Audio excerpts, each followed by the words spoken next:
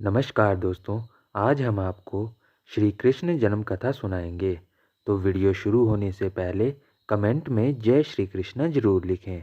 द्वापर युग में भोजवंशी राजा उग्रसेन मथुरा में राज्य करता था। उसके आतताई पुत्र कंस ने उसे गद्दी से उतार दिया और स्वयं मथुरा का राजा बन बैठा।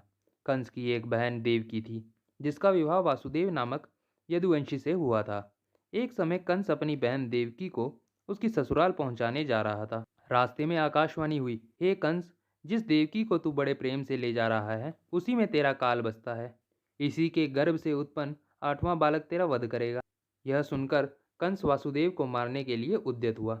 तब देवकी ने उससे विनयपूर्वक कहा, मेरे गर्भ से जो संतान होगी उसे मैं तुम्हारे सामने ला दूंगी। बहनोई को मारने से क्या लाभ है। कंस ने देवकी की बात मान ली और मथुरा वापस चला आया। उसने वासुदेव और देवकी को कारागृह में डाल दिया।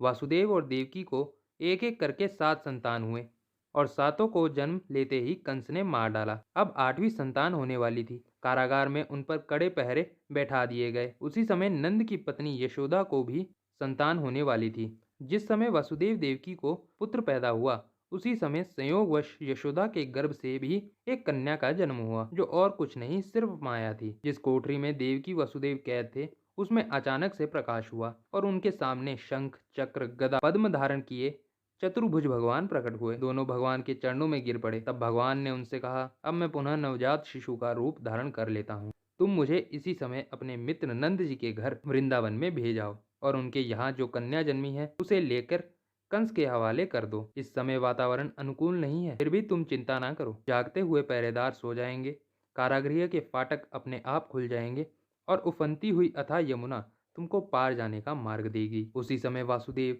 नवजात शिशु रूप श्री कृष्ण को सूप में रखकर कारागृह से निकल पड़े और अथाह यमुना को पार कर नंद जी के घर पहुंचे। वहां उन्होंने नवजात शिशु को यशोदा के साथ सुला दिया और कन्या को लेकर मथुरा आ गए। कारागृह के फाटक पूर्ववत बंद हो गए। अब कंस को सूचना मिली कि वसुदेव देवकी को संतान पैदा हुई है। उसने बंदीगृह में जाकर देवकी के हाथ से नवजात कन्या को छीनकर पृथ्वी पर पटक देना चाहा, परंतु वह कन्या आकाश में उड़ गई और वहां से कहा, अरे मूर्ख, मुझे मारने से क्या होगा। तुझे मारने वाला तो वृंदावन में जा पहुंचा, जल्द ही तुझे तेरे पापों का दंड देगा। इस प्रकार कंस ने कई बार भगवान श्री कृष्ण को मारने की कोशिश की, लेकिन वह इसमें नाकाम रहा। जब भगवान श्री कृष्ण युवा हुए तो कंस का युद्ध श्री कृष्ण भगवान से हुआ और श्री कृष्ण भगवान ने कंस का वध कर दिया। तो दोस्तों, आपको भगवान श्री कृष्ण के जन्म की कथा कैसी लगी? अपने विचार कमेंट में ज़रूर बताएं। जय श्री कृष्ण।